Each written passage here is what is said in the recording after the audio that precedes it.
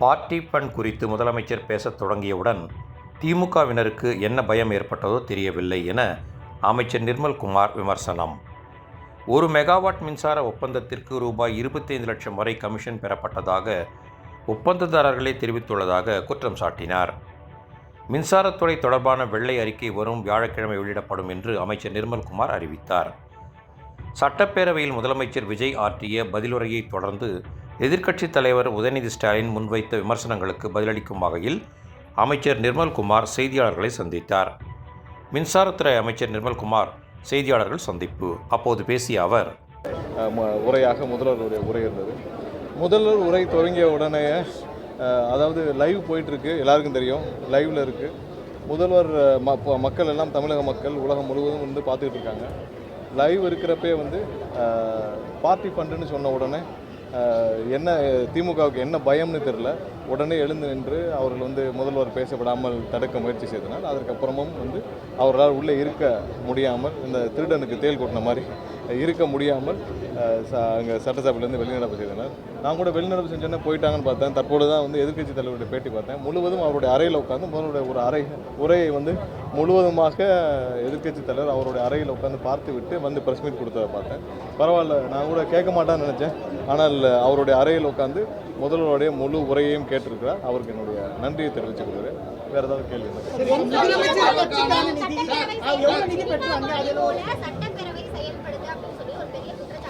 எல்லாருக்கும் அவருடைய ஸ்டைல் ஒன்று, எல்லாருக்கும் அவருடைய பாணி இருக்கும். நான் என்னுடைய பாணியில் நான் மட்டும்தான் பேச முடியும். திரு கலைஞர் அவருடைய பாணியில் கலைஞர் மட்டும்தான் பேச முடியும். புரட்சித் தலைவர் எம்ஜிஆர் பாணியில் எம்ஜிஆர் மட்டும்தான் பேச முடியும். அதை எம்ஜிஆர் பேசுவதே அன்று கிண்டல் செய்தார்கள். அவர் என்னென்ன கிண்டல் செய்தார்கள் இன்னமும் பொது தளத்தில் இருக்குது. அவர் வந்து அப்போவும் இதே தான் சொன்னாங்க. திரு எம்ஜிஆர் என்னென்ன சொன்னார்களோ அதை தான் எங்களுடைய முதல்வர் இன்றைக்கி சொன்னார். அதே டெக்னிக்கை தான் இப்போயும் ஃபாலோ பண்ணுறாங்க. எம்ஜிஆர் என்ன சொன்னாங்களோ அதே தான் இப்போவும் வந்து நம்மளுடைய தமிழக முதல்வரை பார்த்து சொல்கிறார்கள். அதில் இவர்கள் எந்த டெக்னிக்கையும் மாற்ற போகிறதில்ல. என்ன ஆக்கப்பூர்வமாக என்ன பண்ணுங்கள், என்ன பண்ண சொன்னீங்க அதை செய்யுங்க. பார்ட்டி ஃபண்டுன்னு சொன்னாங்க. பொது தளத்தில் 2 நாட்களுக்கு முன்னாடி பள்ளி கல்வித்துறை சம்பந்தமாக 400 கோடி பார்ட்டி ஃபண்ட் எல்லா உங்களுடைய அனைத்து ஊடகங்களும் பதிவு செஞ்சீங்களா இல்லையா? அந்த பார்ட்டி ஃபண்ட் யாருக்கு போச்சு? வழக்கு தொடுக்கப்படும். வழக்கு கண்டிப்பாக தொடுக்கப்படும். அது மாதிரி பார்ட்டி ஃபண்டு போச்சுல. எல்லாரும் சொன்னாங்க. நாங்கள் வந்து இபியில் வெண்டர் அனைத்து இதில் சோலார் எல்லா வெண்டரையும் கூப்பிட்டு மீட்டிங் முடித்தோம். மீட்டிங் முடிச்சோன்னே எல்லா வெண்டரும் வந்து என்ன சொன்னாங்க, இது வரைக்கும் 1 மெகாவாட்டுக்கு 25 லட்ச ரூபாய் பார்ட்டி ஃபண்ட் வாங்கிட்டு இருந்தாங்க. அது இல்லைன்னு சொன்னாங்க. அது எல்லா ஊடகங்களும் பதிவு செஞ்சீங்களா இல்லையா? பார்ட்டி ஃபண்டுன்னு ஒன்று ஏதோ புதுசாக சட்டசபையில் கண்டிப்பாக வெளியில் இருக்கிறதையும் நாங்கள் எதை ஒழித்தோம் என்பதை அதான் நான் சொல்லிட்டேன். அதாவது கண்டிப்பாக என்னென்ன விலையில் பார்ட்டி ஃபண்ட் எங்கெங்க வாங்குச்சுன்னு ஊர் உலகம் தெரியும். டிரான்ஸ்ஃபருக்கு இதுக்கு முன்னாடி யாராவது நீங்கள் பத்திரிகையாளர் பல பேர் வந்து இதே தலைமைச் செயலகத்துலேருந்து பணியாற்றிருக்கீங்க. யாராவது ஒருத்தர் நீங்கள் டிரான்ஸ்ஃபருக்கு ₹1 இல்லாமல் டிரான்ஸ்ஃபர் வாங்கிக்கலாம். ஆனால் இன்னைக்கு சொல்லுங்கள் டிரான்ஸ்ஃபர் யாருக்கு நியாயமாக நேர்மையாக டிரான்ஸ்ஃபர் கிடைக்குதான்னு சொன்னால் நீங்கள் சொல்லுங்கள். நேர்மையாக அரசு நிர்வாகம் நடக்குது. ஒவ்வொரு டிபார்ட்மெண்ட்டோட அட்மினிஸ்ட்ரேஷன் நேர்மையாக நடக்குது. அதுதான் முதல்ல சொன்னார். இதுக்கு முன்னாடி டிரான்ஸ்ஃபர் உங்களுக்கு தெரியும்ல, ஒரு டிரான்ஸ்ஃபர் இதுக்கு முன்னாடி வாங்கணும்னா எப்படி வாங்குவீங்க? யாராவது இன்றைக்கி பணம் கொடுக்காமல் டிரான்ஸ்ஃபர் கடந்த ஆட்சியில் வாங்கியிருக்காங்களா? கடந்த 1 மாதத்தில் எப்படி இருக்குது? எங்களுடைய டிபார்ட்மெண்ட்டில் அவ்வளோ பேருக்கு யாரெல்லாம் வந்தாங்களோ அவங்களுக்கான முன்னுரிமை கொடுக்கப்பட்டு தெளிவாக கவுன்சில் வேக்கண்ட் பப்ளிஷ் பண்ணி எந்தவித தவறும் இல்லாமல் 100% பண்ணிட்டு வரோம். பார்ட்டி ஃபண்ட் எதில் வாங்கினாங்க அது எல்லாம் நிறுத்தப்பட்டிருக்கு. எல்லாம் இந்த பார்ட்டி ஃபண்டுன்றது பர்சன்டேஜ்ன்றது அனைத்தும் நிறுத்தப்பட்டிருக்கு. அது எங்கெங்கன்னு உங்களுக்கு தெரியும், பொதுமக்களுக்கு தெரியும். இதெல்லாம் நிறுத்தப்பட்டிருக்குன்னு சொன்னதை சட்டசபையில் சொல்றதுல என்ன தப்பு இருக்கு?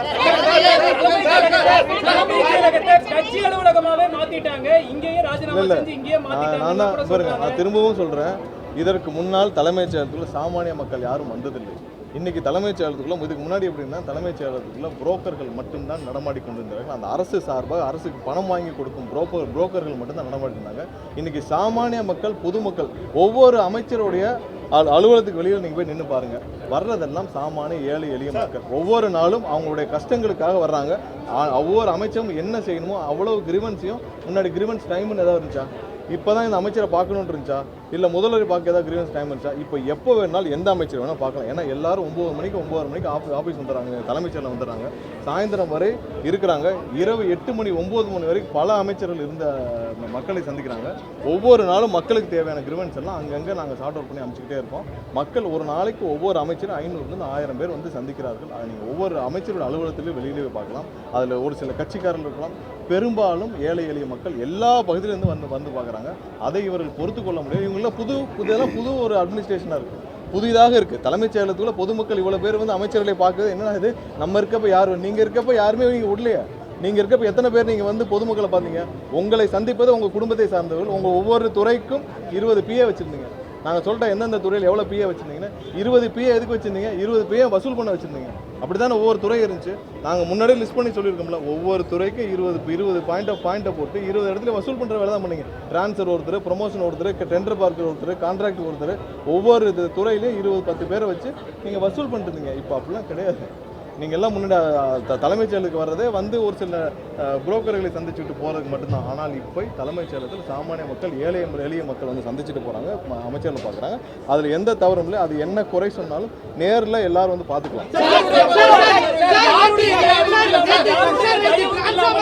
இந்த ஆட்சி அமைஞ்சதில் முதலமைச்சர் பேரவையில் சொன்னாரு.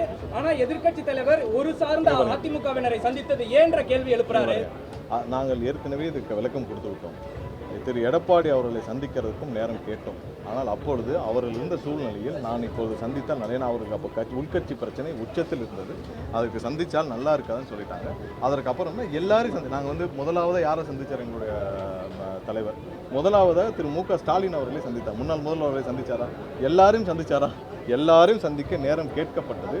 அப்போ சொன்னாங்க, எனக்கு ரிப்ளை பண்ணுறதை சொன்னாங்க, யாரை சந்திச்சாங்கன்னு. திரு எடப்பாடி அவர்களுக்கு நேராக ஃபோன் கிடையாது. அவரை சுற்றி இருக்க 3-4 பேருக்கு தான் தொடர்பு கொள்ளணும். அந்த 3-4 பேருக்கும் தொடர்பு கொண்டு விஷயத்தை தெளிவுபடுத்தணும். அவருக்கு யாராவது ஒருத்தர், இப்போ நீங்களே இவ்வளோ பேர் நாள் இருக்கீங்க, திரு எடப்பாடி அவர்களுக்கு நேரடியாக ஃபோன் இருந்து யாராவது பேசியிருக்காங்களா? அவருக்கு நேரடியாக ஃபோன் கிடையாது. அவருடைய உதவியாளர் ஒருத்தர் இருப்பார், அதில் கூட இருக்கும் ஒரு சில முன்னாள் அமைச்சர் இருப்பாங்க. அவங்க மூலியமாக தான் அவரை தொடர்பு கொள்ள முடியும். இப்போ எங்களுடைய தலைவர்கள் நேரடியாக தொடர்பு கொள்ளலாம். ஸோ அந்த மாதிரி தான் அவர் எடப்பாடி அவரை சுற்றி வச்சிருப்பார். அதன் மூலியமாக தகவல் தெரிவிக்கப்பட்டு கேட்கப்பட்டது. அவர் அப்போ வந்து இப்போ இருக்கிற சூழ்நிலையில் அவரை சந்தித்தால் நல்லா இருக்காது, எங்கள் கட்சிக்குள்ளே ஒரு சில பிரச்சனைகள் இருக்கிறாங்க, அதுக்கு அடுத்தடுத்த கட்டமாக சரி இங்கேயும் அவருடைய அடுத்த கட்ட தலைவர்களை சந்திக்கலாம், நல்லா இருக்காது. ஏன்னா அதிமுக மற்ற கட்சியெல்லாம் சந்திச்சாச்சு, அதிமுக இருக்கிற யாரையாவது சந்திக்க வேண்டியதில்லை, நல்லா இருக்காங்கிறது தான் ஒரு மரியாதை நிமித்தமான சந்திப்பு மட்டுமே தவிர ஒரு நிமிஷம் என்னன்னா, அவர்களால் தான் இந்த ஆட்சி நடக்குதா? இல்லை, அவர்களை வைத்து தான் இந்த ஆட்சி அன்னைக்கு வந்து வாக்கெடுப்பில் தப்பிச்சதா? இல்லை, எங்களுடைய கூட்டணியிலே எங்களுக்கு வந்து 120 MLAக்கள் சப்போர்ட் இருந்துச்சு. அது வந்து அவர்களுடைய மரியாதை நிமித்தமாக புரட்சித் தலைவர் ஆரம்பித்த கட்சி, அம்மா வழிநடத்திய கட்சி, அந்த கட்சியில் சேர்ந்த மூத்த தலைவர்களை சந்திப்பதில் எந்த தவறும் இல்லை. அதனால தான் சந்திப்பு நடந்துச்சு. அவர்களை வைத்து அந்த அன்னைக்கு இருந்த வாக்கெடுப்பில் நாங்கள் ஏதாவது ஜெயிச்சோமா? இல்லை. அது வந்து மரியாதை நிமித்தமான சந்திப்பு. அன்று கேட்கப்பட்டது, கடைசி நிமிடம் இல்லைன்னு சொன்னனால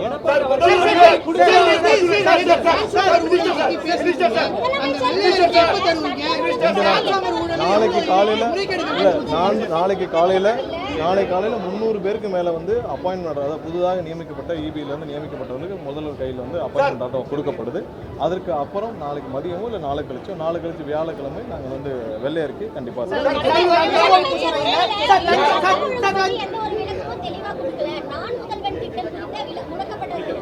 பாருங்க.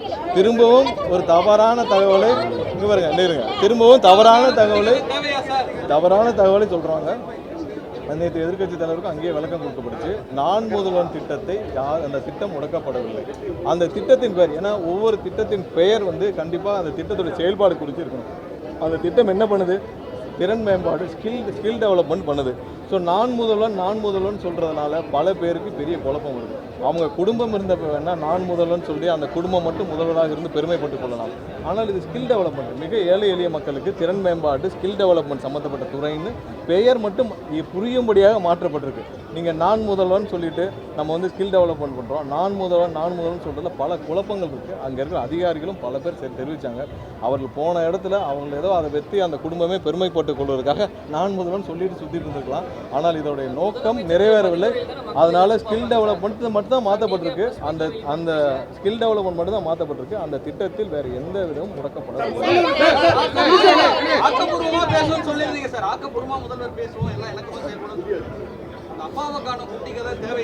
இல்லை கண்டிப்பாக சொல்லணும்ல. நீங்கள் நேற்று எதிர்க்கட்சி தலைவருடைய இதில் நிறையா ஒரு பொதுவாக சொல்லிகிட்டே போனார். என்னன்னா அவருக்கும் இது முதல் உரை, அதனால் அவரை நாங்கள் அதிகமாக இன்டர்வ் பண்ண விரும்பவில்லை.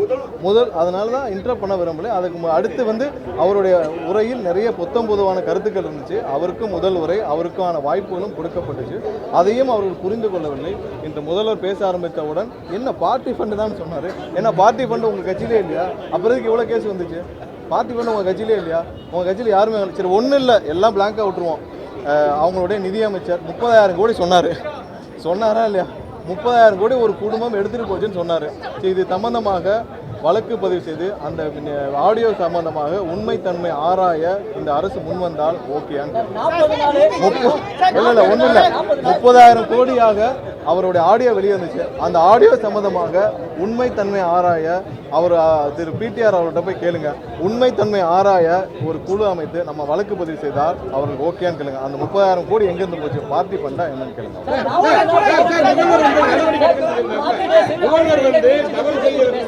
அதாவது நான் இங்க பாருங்க, சட்டம் ஒழுங்கு எப்படி செயல்படுது எல்லாருக்கும் திரும்பவும் நான் சொல்லிக்கிறோம். சட்டம் ஒழுங்கு எப்படி செயல்படுதுன்னு தெளிவாக முதல்ல சொல்லிடுறாரு. ஒவ்வொரு இடத்துலையும் கேஸ் எப்படி ஃபைல் பண்ணுது. முன்னாடி இருந்த காலகட்டத்தில் எல்லாமே சிஎஸ்ஆராக தான் இருக்கும். நீங்கள் பொதுமக்கள் யாராவது போய் கம்ப்ளைண்ட் கொடுத்தீங்கன்னா நீங்கள் உள்ள உங்களுடைய கம்ப்ளைண்ட் வந்து சிஎஸ்ஆர் ஆகிறதுக்கு 1 வாரம் ஆகும். சிஎஸ்ஆர் ஆன பிறகு நீங்கள் எஃப்ஐஆர் போடுங்க. ஏன் பாலியல் குற்றங்களுக்கு அப்படி தான். குழந்தை மீது பாலியல் குற்றம் செய்து ஒரு ஒரு கூட்டு பாலியல் பலாத்காரம் குழந்தை மீது நடத்தப்பட்டது கூட 1 வாரம் ஆச்சு எஃப்ஐஆர் ஃபைல் பண்ணுறதுக்கு. அதுவும் ஹைகோர்ட் எல்லாம் தலையிட்டு சொன்ன பிறகு. ஸோ இப்போ எல்லாமே வந்து எந்த சிஎஸ்ஆர் இதெல்லாம் வந்து எதே கிடையாது. உடனே வழக்கு பதிவு செய்யப்படுது. அதுவும் வந்து கிரிமினல் குற்றங்கள், கிரிமினல் கம்ப்ளைண்ட்ஸ்னால் உடனடியாக வழக்கு பதிவு செய்யப்படுது. பல வழக்குகள் இப்போ பதிவு செய்யப்பட்ட வழக்குகள் எல்லாமே முன்னாடி சிஎஸ்ஆர், அதாவது கடந்த மே மாதம் ஏப்ரல் மாதம் சிஎஸ்ஆர் இருந்த பல விஷயங்கள் வந்து பொதுமக்கள் போய் ஃபாலோ பண்ணி பல சிஎஸ்ஆர் வந்து இப்போ வழக்காக பதிவு செய்யப்பட்டிருக்கு. எல்லாம் வழக்காக பதிவு செய்யப்பட்டு உடனடியாக விசாரணை நடைபெற்று நேற்று அதை சொல்கிறது தான் முற்பட்ட பொழுது அவர் வந்து சொன்னார். அவர் எழுந்து போயிட்டு எங்களுடைய கட்சி சம்மந்தப்பட்ட நபர் 2 பேர் வந்து யாரோ ஒரு பாலியல் வழக்கு சொன்னார். அது அடுத்த அந்த 1ஆம் தேதி அவர்கள் கைது செய்யப்பட்டார். அந்த 2 பேரும் நான் சம்மந்தப்பட்ட அந்த பாலஸ் 2 பேர் வந்து உடனடியாக கைது. நான் ஒரு தெரிஞ்சு சொல்கிறாரா தெரியாமல் சொல்கிறாரா நான் வெரிஃபை பண்ணிட்டு வந்தேன். அதற்குள்ளே கிளம்பி விட்டார் நேற்று எதிர்க்கட்சி தலைவர். அவங்க 2 பேரும் கைது செய்யப்பட்டாங்க. யாருக்கும் எந்த பாரபட்சமும் கிடையாது. எல்லார் மீதும் கடுமையான நடவடிக்கை எடுக்கப்படுறது. இல்லை சம்மந்தப்பட்ட இங்கே பாருங்க, நீங்கள் நேற்று அந்த வழக்கில் சம்மந்தப்பட்ட நபர் உடனடியாக கைது செய்யப்பட்டார். அது நேற்று இல்லை, அந்த 1ஆம் தேதி கைது செய்யப்பட்டு விட்டார். 1ஆம் தேதி கைது செய்யப்பட்டு விட்டார். நீங்கள் சட்டமன்ற உறுப்பினர் மீது என்ன கம்ப்ளைண்ட்னா அவர்கிட்ட சொன்னேன்னு சொல்லியிருக்காங்க. சரி, அதற்காக நீங்கள் சட்டமன்ற உறுப்பினர் மீது என்ன நடக்கும்? அவர் எல்லாருக்கும் சொன்னதன் அடிப்படையில் நீங்கள் அந்த கம்ப்ளைண்ட் கொடுத்ததன் அடிப்படையில் உடனடியாக அவர் அந்த நபர் மீது கைது செய்யப்பட்டு அவங்களே கட்சியிலேருந்து அடிப்படை உறுப்பினர் நீக்கியாச்சு. ஸோ ஒவ்வொரு நாளும் பலர் வந்து கட்சியில் சேர்ந்துட்டு இருக்காங்க. ஆனால் யாராவது தவறு செய்தால் யாராக இருந்தாலும் எவ்வளோ உயரிய பதவியில் இருந்தாலும் இந்த அரசு முதல்வர் யாரையும் காப்பாற்ற மாட்டார். தவறு செய்த நபர்கள் காப்பாற்ற மாட்டாங்க. முதல்வர் வந்து தவறு செய்தால் கண்டிப்பாக நடவடிக்கை எடுக்குன்னு சொன்னார். ஏற்கனவே கேஸ் 2-3 கேஸ் இருக்கு. என்ன டிலே நீங்க சொல்லியிருக்கீங்க ஆளுநர் மாளிகையில் அந்த தேக்கறதுன்னு வேற மற்ற கேஸ் எவ்வளவோ இருக்கு. எனவே தவறு கண்டுபிடிக்க காலதாமதம் நீங்க பண்றீங்க. இல்ல நாங்க எந்த காலதாமதம் பண்ணவில்லை. ஏன்னா யாராவது முன்னாள் எம்எல்ஏக்கள் இல்லை முன்னாள் அமைச்சர்கள் இல்லை எம்எல்ஏ யார் மேலேயானாலும் 17 எப்படி நீங்கள் வந்து கவர்னருக்கு போகும். இதுவரை 2 பேருக்கு வந்து திரு அனிதா ராதாகிருஷ்ணன் அவர்கள் மேலேயும் திரு செந்தில் பாலாஜி அவர்கள் மேலேயும் 10 நாள் ஆச்சு, 2 வாரத்துக்கு மேலே ஆச்சு. இதுவரைக்கும் கவர்னர் ஒப்புதல் கொடுக்கவில்லை. அவர்களுக்குள்ள மிகவும் இணக்கமாக இருக்கும் காரணத்தினால் அதாவது திரு செந்தில் பாலாஜி அவர்கள் மீது விசாரணை நடத்த வேண்டும் என்று கேட்டது ஈடி தான். அப்புறத்துக்கே கவர்னர் இன்னும் அந்த ஃபைலை பத்திரமா வச்சிருக்கான்னு தெரியல. யாருடைய உத்தரவுக்காக காத்திருக்கான்னு தெரியல. அவர்களுக்கு என்ன உறுதி கொடுக்கப்படும் தெரியல. எப்பயுமே பாரதிய ஜனதா கட்சி அவங்களுக்குள்ள ஒரு ஆதாயம் இல்லாமல் ஒரு ஃபைலை நிறுத்தி வைக்க மாட்டார். ஆனால் நேற்றே சொன்னவன் கவர்னர் தனியாக எந்த முடிவும் எடுக்க மாட்டார். அரசியல் ரீதியான முடிவுகள் மட்டும்தான் எடுப்பார். அவர் கண்டிப்பாக இந்த ஃபைலை நிறுத்தி வைக்கிறதுக்கான காரணம் கண்டிப்பாக வேற ஏதோ உத்தரவாதம் திமுக அவர்களுக்கு கொடுத்திருக்கிறது. அதன் காரணமாக நிறுத்தி வைக்கப்பட்டது. அதை பொறுத்திருந்து பார்ப்போம்.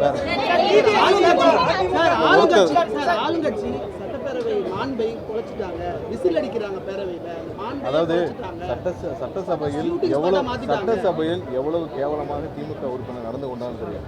இன்னைக்கு வந்து கட்டுப்பாடற்ற கூட்டம் எங்களை பார்த்து சொன்னோம்னா எங்களுடைய தலைவர் சொன்னவுடன் கட்டுப்பாடோடு எல்லாரும் உட்காந்து சபையில் உட்காந்துருக்கோம்.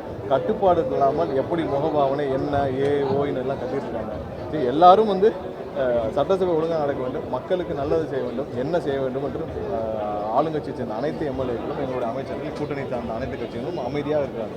ஏன் அதிமுகவில் இருந்தாலும் அமைதியாக இருந்தாங்க. இவர்கள் மட்டும் பார்ட்டி ஃபண்டுன்னு ஒரு கோவம் வந்துருச்சு.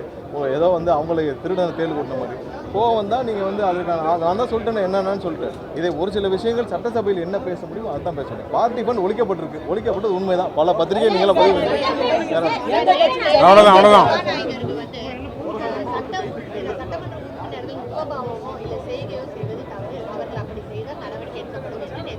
ஆமாம்.